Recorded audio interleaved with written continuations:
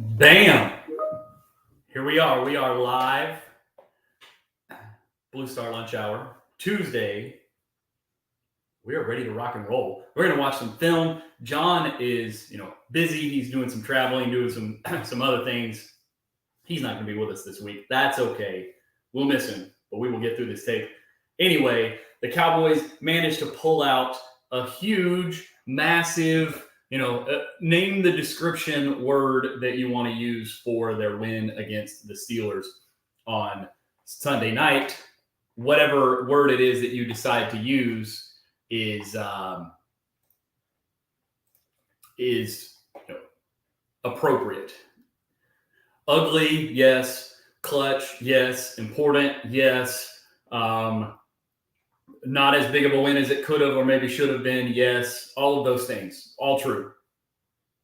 But it was a win. And like John and I have said a few times on this show over the course of this early part of this season, we only get 17 regular season games. I get wanting the team to be a little bit better, wanting them to show out a little better, all of that kind of stuff. But when it comes down to it, they got the win. They came from behind. They showed a tough resilience that I don't think we've seen from this team very much over the course of the last several years, where they've been accused of being front runners and all those sorts of things. So,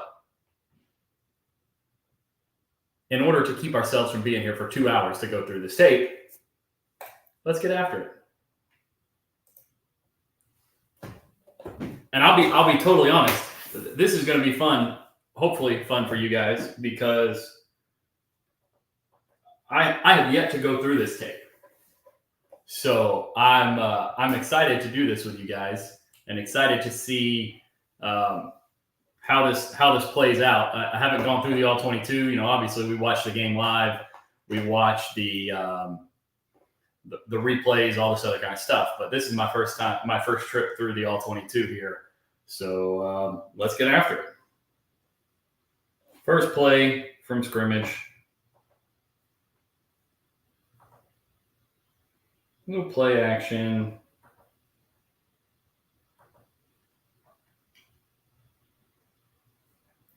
Not a whole lot here from a schematic standpoint, really. And this is just like a nice, easy way to get into the game.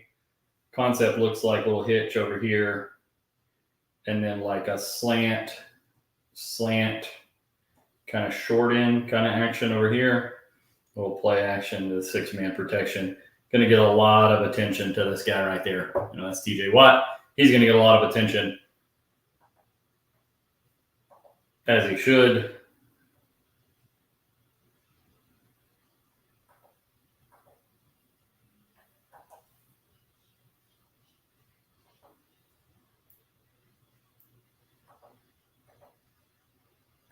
Linebacker drops back into the path of those slants. That brings Dak backside. Fit it in out there. Good job by CD coming back to the ball. Watt actually drops on this play.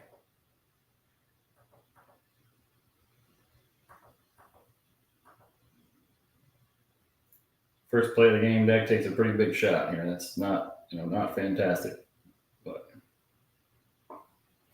that's a really, really good defensive front that the Steelers have. So Cooper Beebe, not his best rep on the first rep of the game, but Dak, because sacks are a quarterback stat, Dak gets the ball out, and away we go.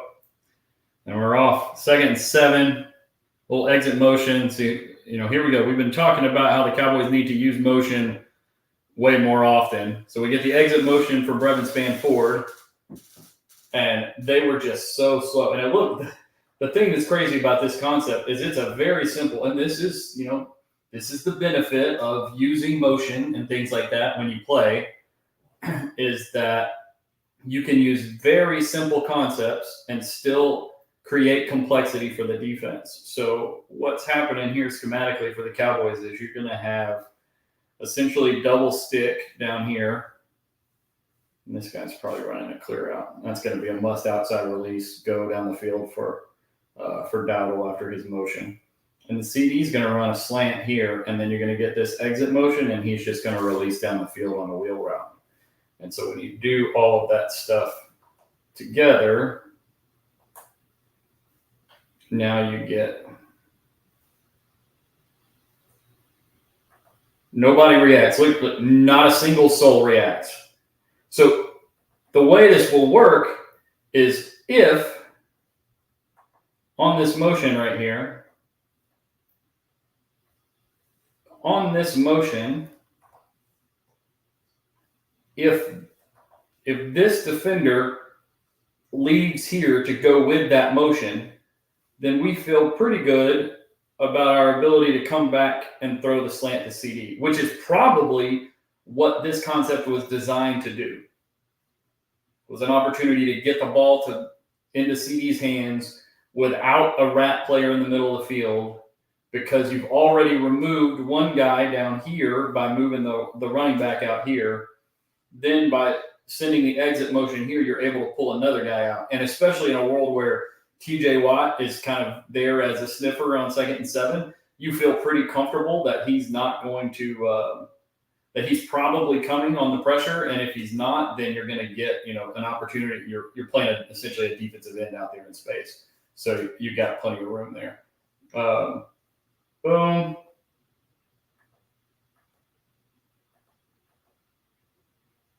Because the linebacker is so slow to react to the motion, like span forward is outside of the numbers and the ball is snapped before that linebacker even takes a single step that direction. Dak sees that, easy throw and catch. Don't miss. And here we go. This is one of those things. Could Dak have put this on Brevin Spanford's upfield shoulder a little bit? Yes, he could have. Would that have probably led him into a big hit from Minkah Fitzpatrick? Yes, it would have. Don't miss a layup. Make the easy throw.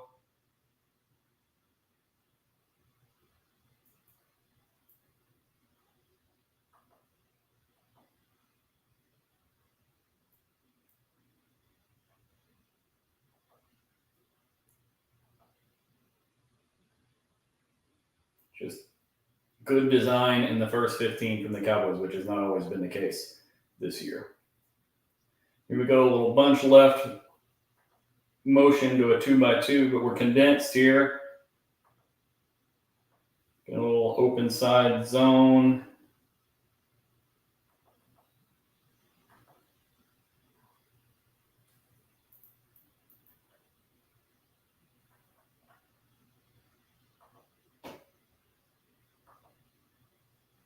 We'll just watch this. We don't have to draw open side zone up again. We've done that a few times. But essentially, you're going to get a bunch of double teams. Look at that movement from Steele and Martin there on the backside. Whew. That poor defensive end. And you just get the slow fold from Tolbert there on the backside. He just can't quite. That's a really good play by that defensive back, because if Ferguson or Tolbert is able to get up to him, this thing is a huge play because of that, just the compression that you get on that backside of that play from Martin and Steele.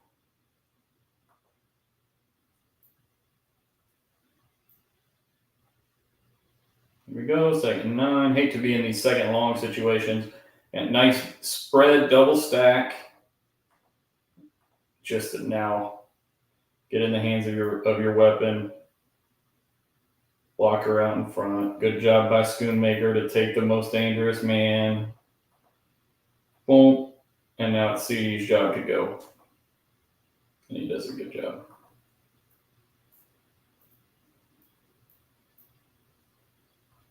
Third and 5. Running back 1, Hunter Lipke back in the backfield on 3rd down. Look at the attention we're going to give to TJ Watt there.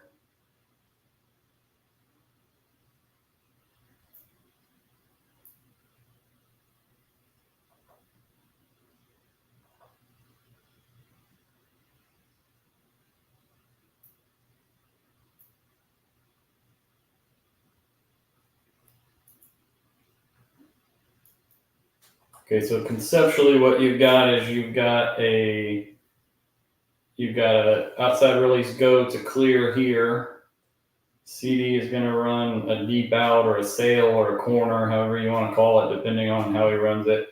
And then Tolbert is going to run a return route like that, or a pivot route.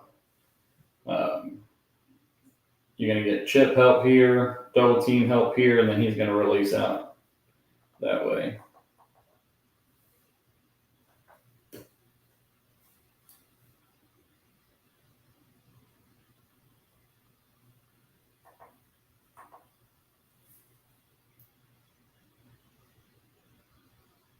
And so the way you wind up reading this out here is, this guy is an alert on the one, so that's an alert. That's like I have a great matchup. Maybe I get a corner and press, and I love the matchup there. We're going to throw the go ball. So you get this guy as an alert, and then you're going to read 1 on the corner here, and then you're going to read 2 here, and then the backside, in route, hitch route over the ball, whatever Ferguson winds up reading is going to be 3. So your 1 to 2 to 3 is your read.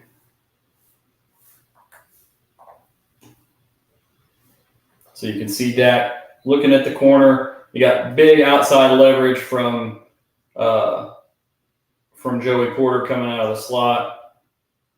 That corner is going to have a tough time getting open. And he's got some pressure. He's got to get out of there.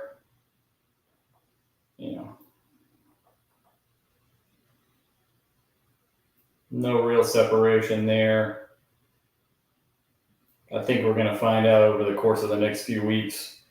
There are some routes that Jalen Tolbert is very good at, and you can just watch how long it takes him. And now part of this, he's getting a little contact. There's a little physicality there, but there's he struggles getting in and out of that break there on that return route, which is most of the time that's a check down type route, but that's just tough on the that's tough on 3rd and 5 to not be able to get out of there. But here, let's look at the TJ Watt attention here. We're going to get chip help from Ferguson. Boom. Lepke's there just in case. Steele is the guy, and then you have Martin inside out. And he still creates some disruption just because you got Steele and Martin on a little bit of a different level there. Doesn't quite get squeezed. Dak has to move out, makes the throw more difficult, all that kind of stuff. All right. Next series, I believe, 1st and 10. This is Zeke coming at the game. You got a little start, pistol 3x1, call it nub because the tight end is the single path eligible up to the top. Penalty.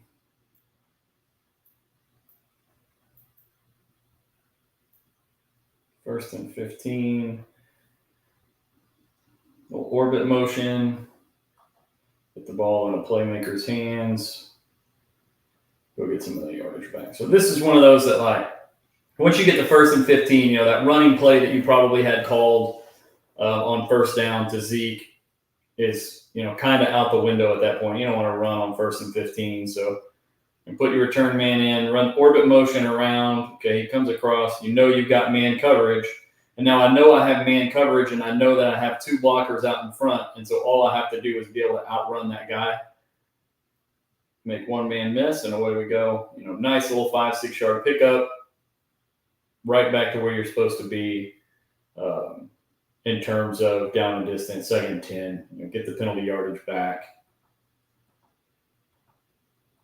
Good block by Ferguson. Tolbert doing work out there on the outside. This is good offense right here.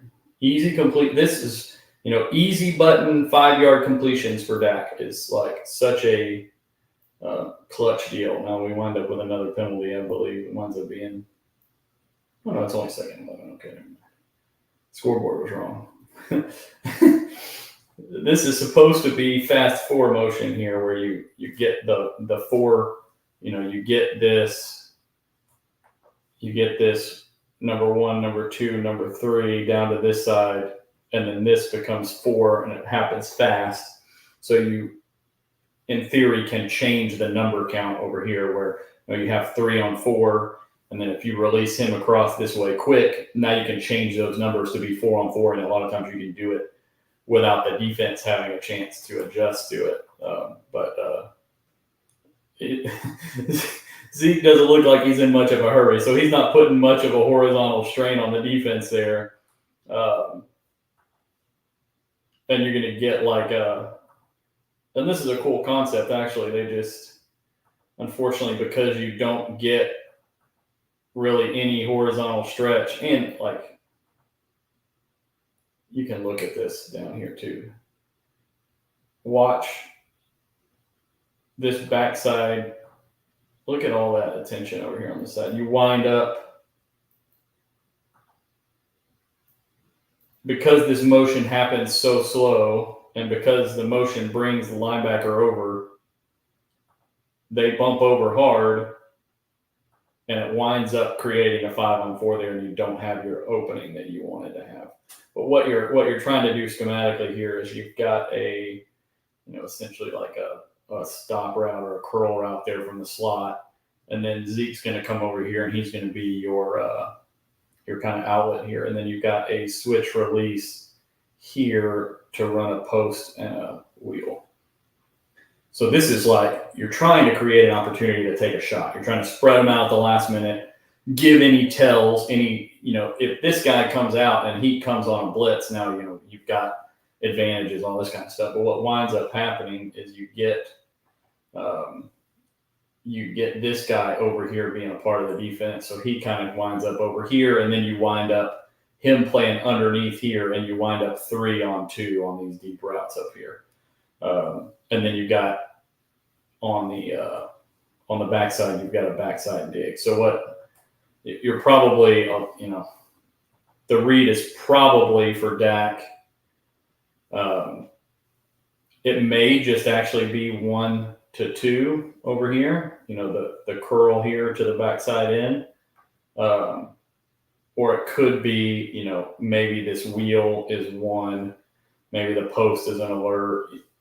Without being in the meeting, it's hard to know exactly how they're teaching this to be read, but there's a pretty good chance that he's got an opportunity to decide to take a shot down here on one of these. Maybe it's Holbert on the post, and that he may be reading this kind of deep pair here, where when you get this kind of switch release post wheel, you may be just kind of reading off of this guy here.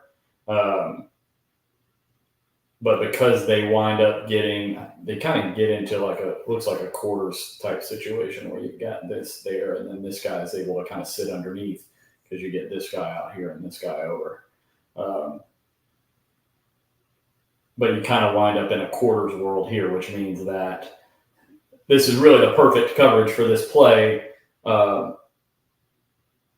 because of the fact that, what you're hoping to be able to do is to bring this curl right here and get this attention of this guy right here, and then be able to run the post behind it. We talked a lot about how, especially with, you get this vertical stem here, this vertical stem here, and then you run a post. Well, that wasn't a very good post. You got to be better than that, Joey. You get this inside release post there like that.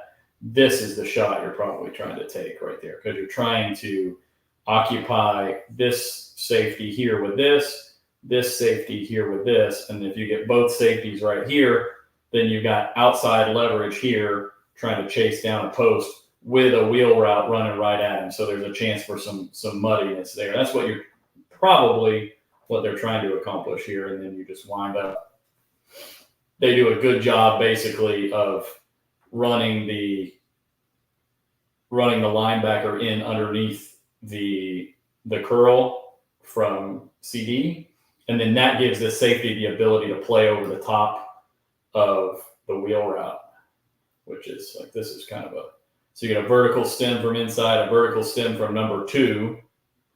So because you get the vertical stem out of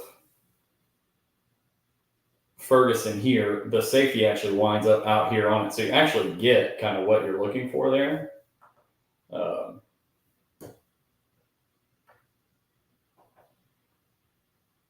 It just takes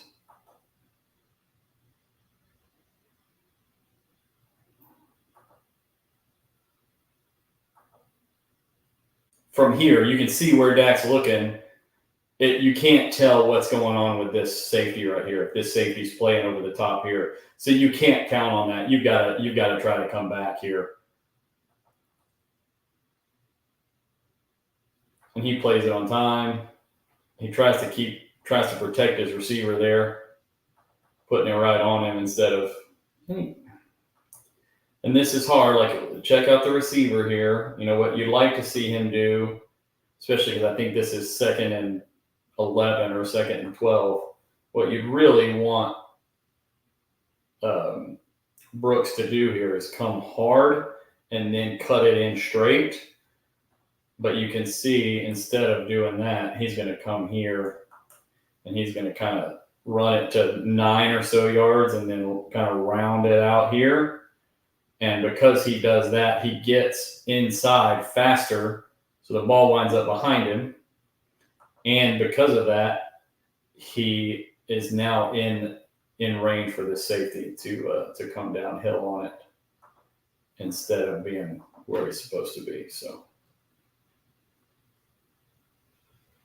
if he were to run this route up to depth, then then he would be essentially where he is now when the ball gets there, because instead of getting to here and rounding this route in like this, which then puts him like here when the ball arrives right here, what he should be doing is he should be coming to here and coming straight down the line, and then covering this extra distance puts him in a better position to catch the ball. And it also gives this corner more to worry about going vertical. Because if he pushes it hard vertical for another couple of steps, this guy has to continue to give depth, and then when you break it off hard, it just creates more room there for the throw to take place. So it's little details like that just don't quite wind up not looking perfectly right. And now look, Dak threw the ball, boom, here, at this point right there. Dak throws the ball to this point right there. If Brooks had done that, it probably hits him square in the chest and it's a catch. But because he rounds it off, he's running straight into that safety. The ball's behind him because he didn't run it to the right depth and make the break the right way. And you wind up with a big contact and no catch and all that kind of stuff. So it's those little details that when you miss those veteran receivers like Brandon Cooks, you wind up missing some of this stuff.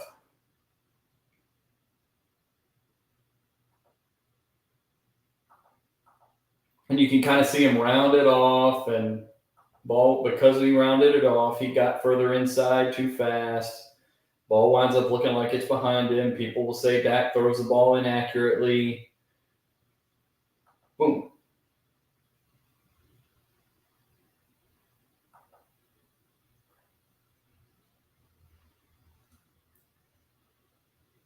Third and 1, a little short.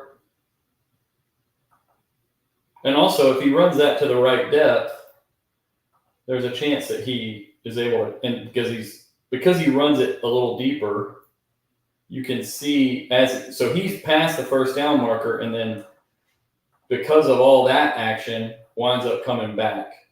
And it wasn't a great spot, but because of that action, you wind up with not getting the first down.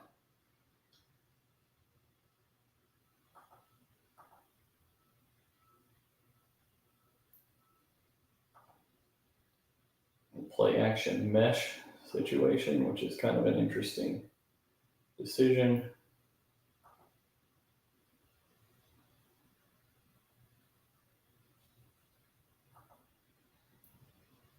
Doesn't really matter because your left tackle gets whooped. Dak winds up having to ground the ball. Play action. Little mesh. I think Dak would have loved to have been able to just pop that ball to CD right there, but with the pressure coming at him, he didn't have a chance, and then it's survival mode. All right, first down on the next series. Oh, no, this is it's part of the mesh. All right, first down, next series, 24-yard line. Little shift into this kind of 2x2 with the wide receiver inserted. A lot of times this means duos coming. Looks like a little open side, inside zone again. They love that play, don't they? Yep, open side, inside zone. Good job by Beebe and Martin there. And we'll go to the other. Watch the movement that Beebe and Martin get on this defensive tackle right here.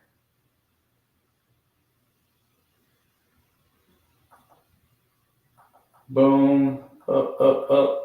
Look at that movement. That defensive lineman's 4 yards down the field. Now the backside stuff with the wide receiver and the tight end blocking the safety, again, not great there. Kind of blows up the play that is okay. That's blocked pretty well front side. Should have had could have had a lane there, but he just, with the way that the backside broke down, he didn't have any shot.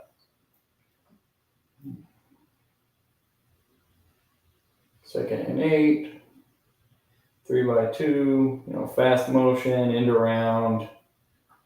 Nate Herbig had a day, man. People talk about the change in the offensive line early in the game making a big difference. It wasn't the change in the offensive line. It was Nate Herbig getting hurt because he was giving him fits. And it wasn't just Tyler Guyton. He was giving fits too. I mean, it's real tough. This is one of those things that, I would love to see. This is a really rough look to run. I mean, look how wide this guy is out here. Look how wide he is. And on this play, you're going to run the receiver back behind here and give it to him at depth, which means, and then you're going to expect your tackle to get out here. And ideally, you want your tackle to get out here and reach this end man on the line of scrimmage. So you want him to turn him. So if he's here, that's not that difficult of a block. It's just like a regular kind of zone front side reach block. But with him all the way out here, and you'll see it on the snap, Guyton turns and sprints and just can't, he's got no shot getting here to beat this guy up the field. Especially if Herbig sees this action coming here and just gets up the field to take the edge away, you got really no shot.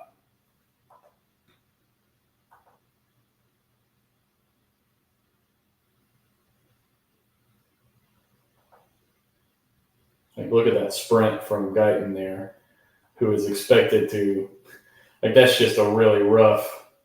Let's go to the side view so we can see where CD's at and where he's supposed to come crack. Yeah, that's he's in the worst possible spot. CD probably should be a little tighter there if you want him to crack. Because where he's at, he's too far to crack, and Guyton is too far to reach. If you get the crack block, you've got a shot with the pullers out in front and all that kind of stuff, but you just too much going on. Again, it's really, really hard to run the ball in the NFL, even when the defense is playing too high. Things have to go perfect for the run to work. 3rd and 14.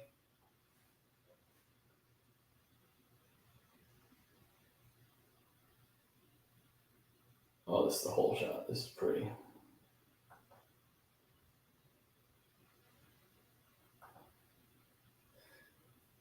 To be fair, this is kind of the throw that Dak makes to the front pylon later on in the game. That is the interception that everybody kills him for. Is that so you're going to get you're going to get 3 verticals here, and I like the switch release aspect of this is really cool down here or up there on the top, where you're going to get a switch release here.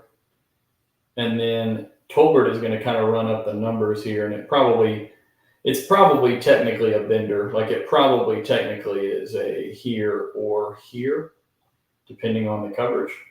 They're going to get to middle of field closed, so he's going to run it up the seam. So he's going to inside release here, and CD's going to outside release and run the wheel.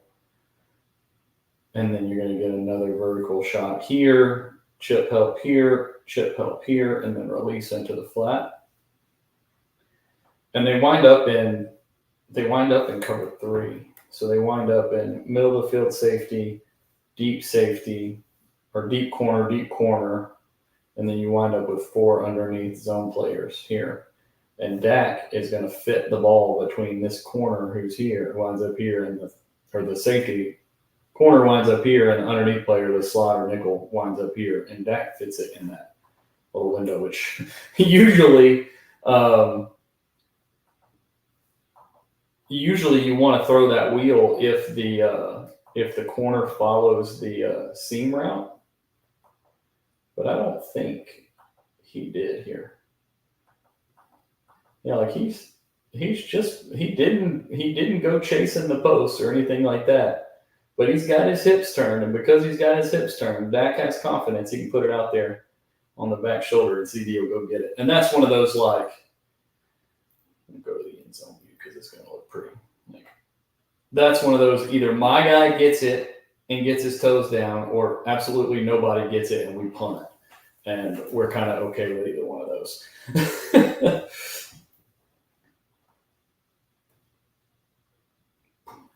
That's just beautiful. Beautiful work by CD. Great work by Dak putting it in a spot where only his guy could get it. We know Dak is going to be aggressive past the sticks on 3rd down. Puts it out there, high and away. Wide receiver goes and gets it. Beautiful. Such a massive play. When I said during the game that Dak was playing incredibly well, this was the kind of stuff that I'm talking about. That just was a ridiculous throw. Next play.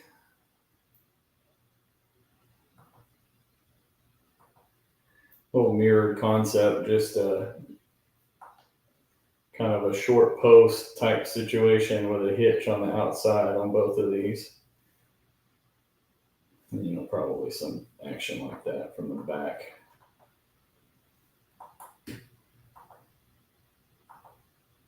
He comes out right over the ball.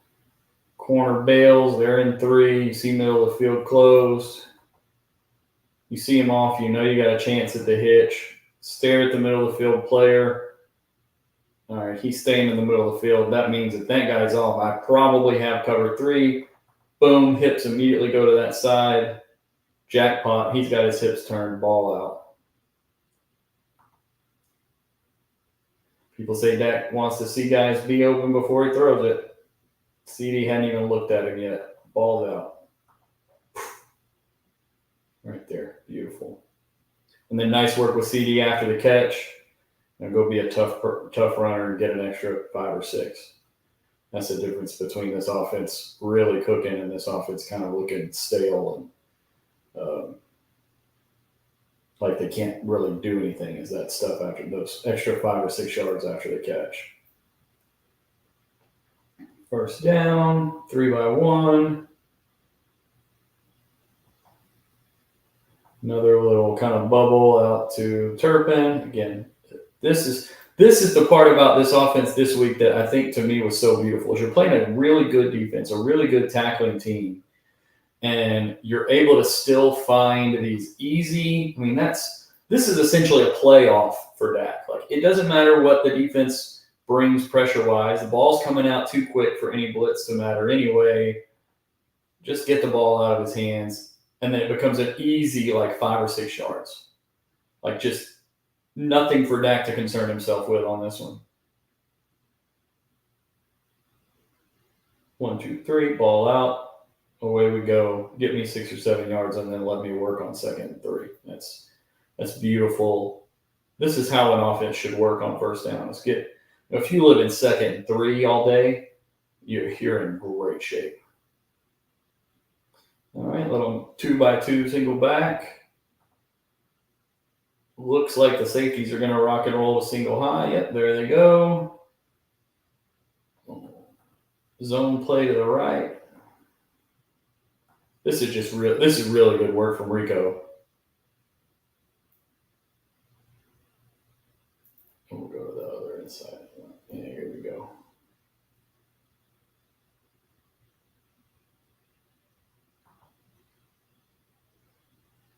So because of the number count here, you wind up with essentially a one-on-one block with Martin, where he's got to reach this defensive lineman here. And he just gets a little bit over his skis. Does a good job holding him up and keeping him from being right on top of Rico. And Rico just kind of, all right, we'll slide right inside of you here. Nice and patient. Now go, boom. Nice job out in the open field. This is the kind of stuff, and tons of credit here to, BB up on the linebacker. I mean, look at this reach block from Tyler. Guy comes inside. Tyler Smith reaches. That's Cam Hayward. He's reaching right there. Boom, reach and turn. BB's got the front side. Look at Schoonmaker there on the other linebacker. It's well executed, man. Even though Zach Martin, I guess he technically loses his block. Nice job of patience by Rico not to run into that. Slide right inside of it, and away we go. Move CD. Make it a 2x2. You're getting some sort of double action up there, bracket action at the top on CD. Okay, fine. We'll throw it down here to Tolbert. Again, go get 4, 5, 6 yards. That's only 3 or 4, but still easy offense. Make offense as easy as we can make it.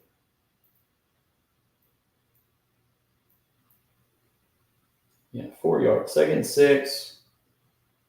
I think this is the fumble here. Maybe it's the next play.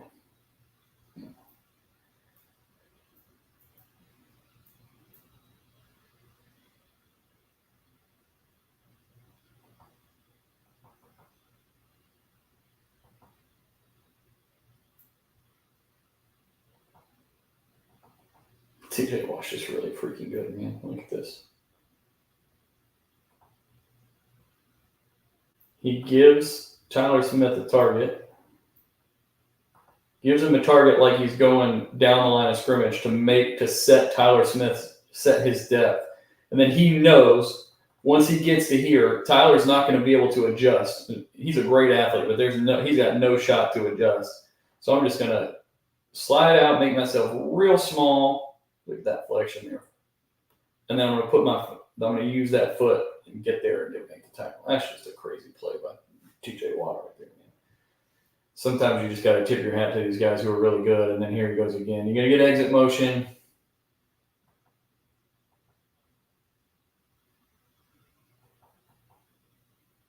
There's just nobody to throw the ball to, man. I mean, come back here, backside to Ferguson, I guess. He's not really open.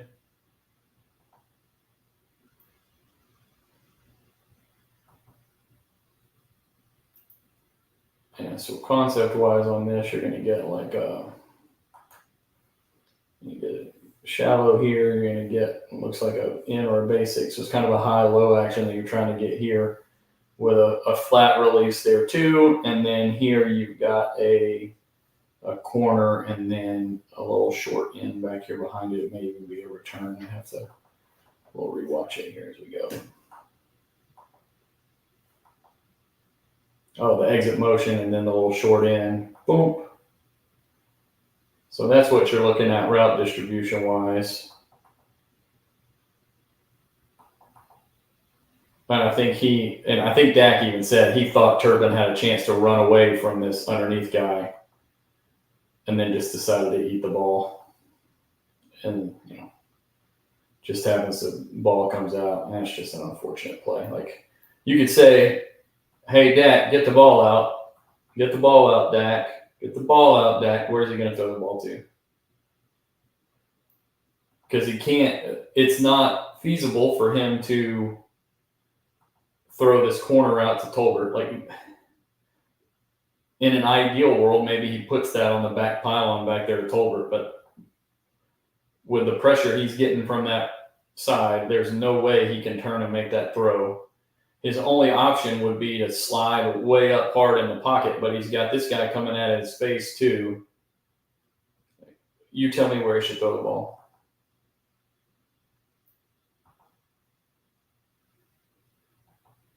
Where should he throw it? That's what I'm trying to figure out, that I don't know the answer to. I think he does, to be honest with you, I think he does the smart thing and eats the ball because he's trying not to have what ultimately happens.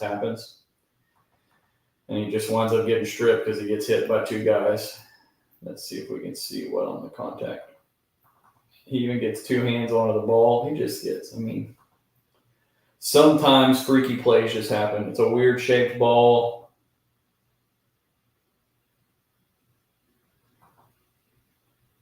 Weird things happen.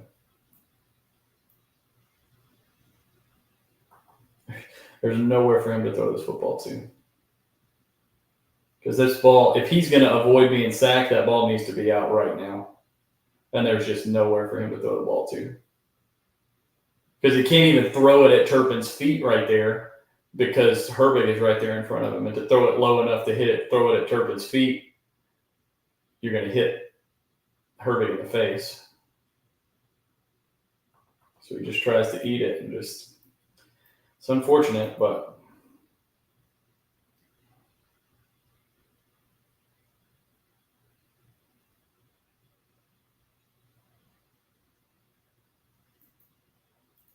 next possession, inside out, we'll give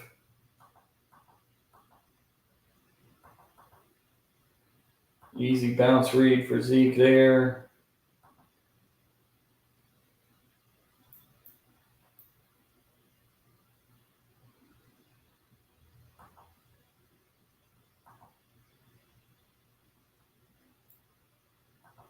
Love getting the ball to Tolbert or to Turpin on these kind of runs. Like, just look how easy this is, man. Because even there's pressure. Martin kind of loses. He escorts this guy by, but there's pressure quick. Disruption on the play. Hayward's got push. But it doesn't matter because you just flip it out there. Speedy Gonzalez goes get you the first down. We're real close to it.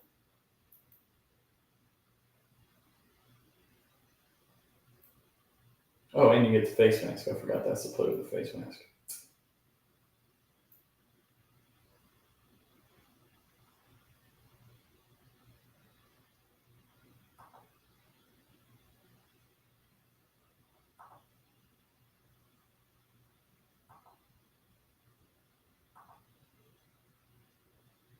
This is a super common play in the league right now. This little counter action reverse.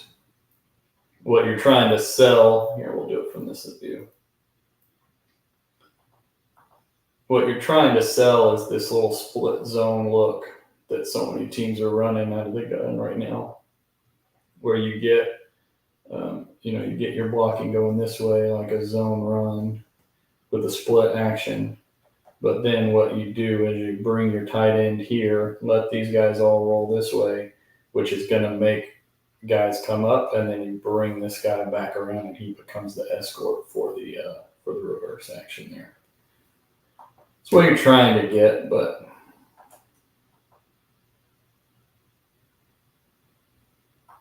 you even get the counter action from Smith, like it's a trap. And you get the thing that's crazy is that you get the reaction from the second level that you want. Look at Peyton Wilson and Patrick Queen, 41 and 6 there. They're both up inside. Watt reacts to it. You get a ton of reaction. It just so happens that Cam Hayward fell. And who's that edge guy? This is actually really good defense. Let's go back to the wide angle here.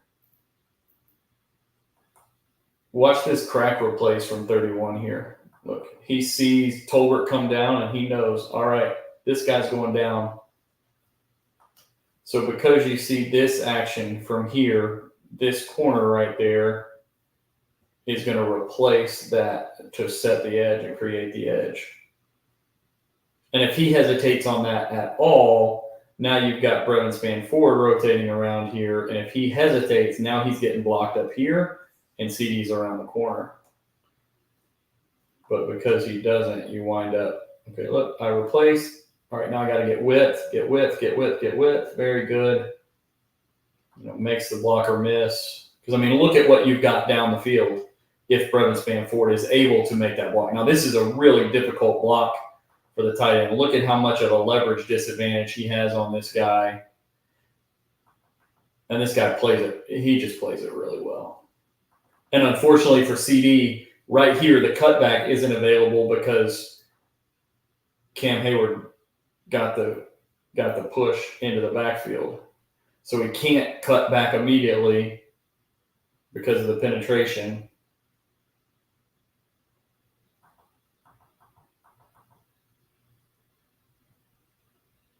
So because of Hayward here, he can't immediately run it up in here behind Cooper Beebe and use that leverage. He can't run it in here, which, I mean, if he does that, we may be out the gate. But Hayward's there, cuts that lane off. He's got to get past him before he can cut it back. And by that point, Spanford has lost the block, and it turns into a negative play or a neutral play there.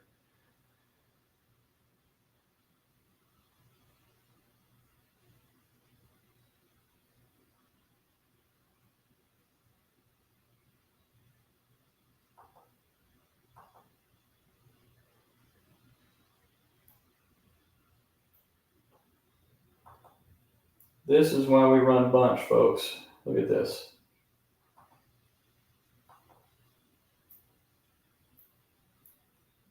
Okay, so you motion to this 3x1 bunch, and then you're going to get like a kind of a classic release pattern out of bunch, where you're going to get CD releasing vertically here, and he winds up out here. But then you get an inside or an outside in and an inside out release there.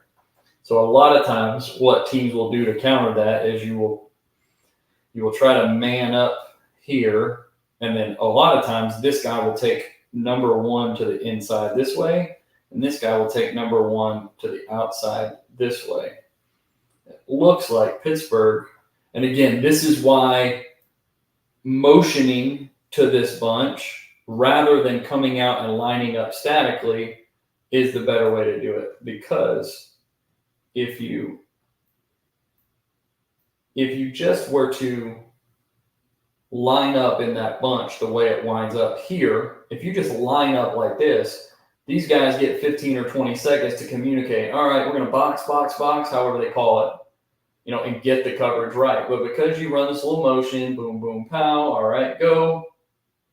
Now you wind up your outside corners running inside and your linebackers running inside. You got nobody with Ferguson, easy catch, completion, big chunk play, nice run after catch.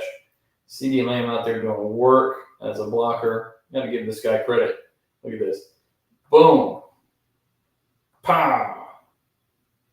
He probably adds, with those two blocks, he probably adds 10 to 15 yards to this play. So again, good design on the motion back and forth and the release. Look at the stack that it creates. You get no communication. You would love that if you're the Steelers, you're wanting your corner, to pass that off to the linebacker probably, and then stay over the top based on the way it looks like the rest of the defense plays. He comes inside, easy completion, nice big run after catch, big chunk.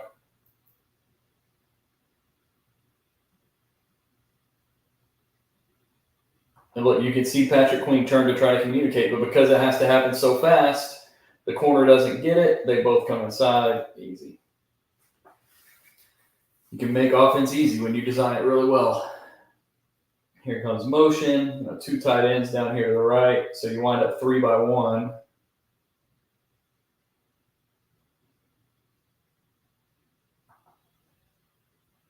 And duo inside here. Tight end just loses. This is one of the things that's hard is, let's get here, especially against these really good run fronts. Like you're asking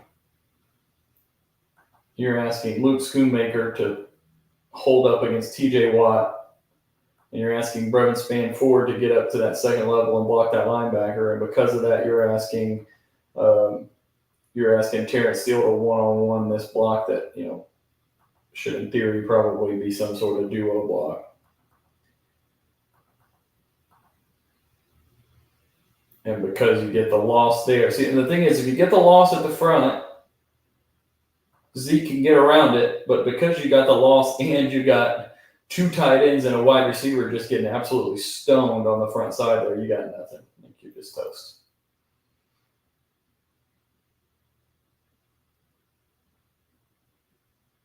We'll shift to 3-by-1.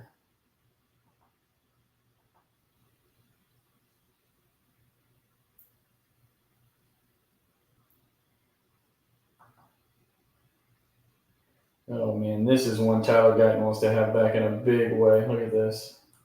So you're going to get, concept-wise, you get like a little quick out here. You're going to get a return here, and you're going to get a corner here. And then here you're going to get like a deep post, kind of back 5 route there to CD. And watch how it plays out here.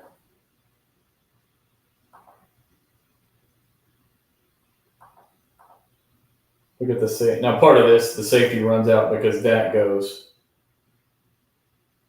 But you've got Turpin open down there. You've got Ferguson. You could probably fit that ball into.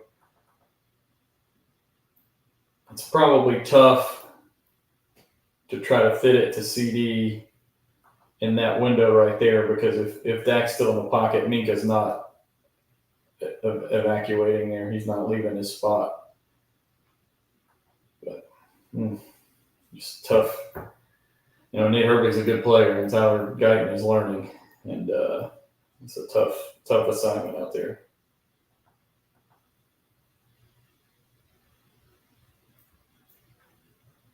Third and 11.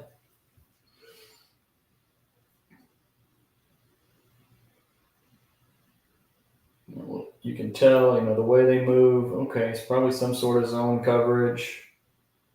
There's probably two guys. You're probably getting double attention from the slot corner and the safety on CD. False start. Now we're looking at 3rd and 18 instead of 3rd and 13, which was already going to be rough enough. 3rd and 16. Hand it off inside to your best running back. Go get 5 yards. And this is the field goal that gets blocked, I believe. Yeah. Here we go. First down on the 15. This is after the return of the penalty.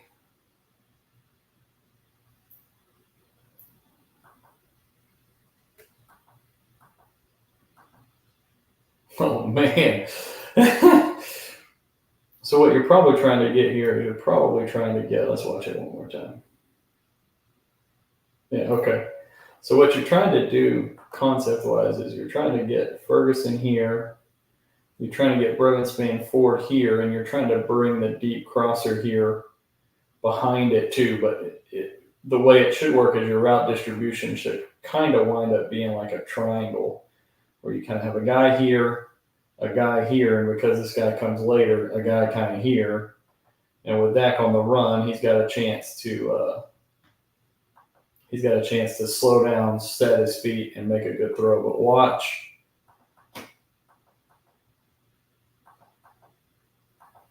But Brevin Spann-Ford goes from outside the hash, probably a yard outside the hash there, to just gets bullied all the way through.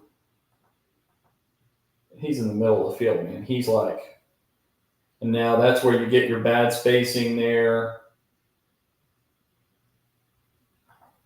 Oh, crap. Okay, flip it to the tight end, go get 5 yards. See, but that's the thing, is that even though, this whole thing becomes a jumbled mess in the middle of the field right here, this thing turns into a disaster. You still are able to, all right, flip the ball down to your check down. Don't panic. That's the thing about the quarterback. Doesn't panic. Oh, crap. Nothing's there over the top. Just keep moving. Give my guy a chance. Flip it to him. 5-6 yards on first down. Easy football. Watch Brevin's span forward right here. Just get it used inside. Watch this linebacker just ride him. Push too deep. Push too far inside.